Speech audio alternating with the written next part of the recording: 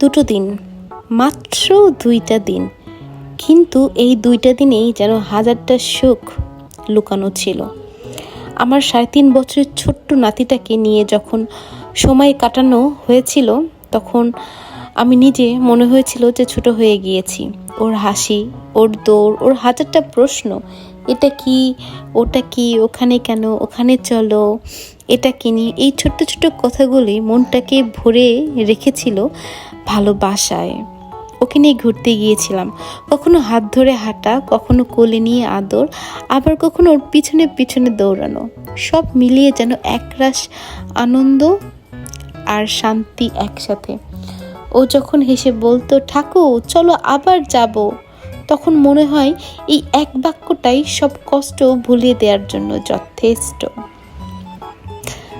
এই বয়সের বাচ্চারা কিছু মনে রাখে না হয়তো, কিন্তু আমরা বড়রা এই স্মৃতিগুলো আজীবন বুকে ধরে রাখি, তাই না? 2 দিনের এই ছোট্ট ভ্রমণ আমার মনে হাজার দিনের সুখ রেখে গেল। সময় খুব দ্রুত চলে যায়, বাচ্চারা আস্তে আস্তে বড় হবে, কিন্তু এই ছোট্ট মুহূর্তগুলোই জীবনের আসল সম্পদ।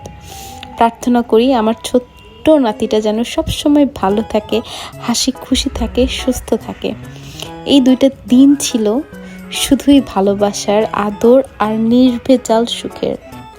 ও হয়তো বুঝবে না এই 2টা দিন আমার জন্য কতটা দামি, কিন্তু আমার হৃদয়ের প্রতিটা কোণে এই স্মৃতিগুলো আজীবন লেখা হয়ে থাকবে।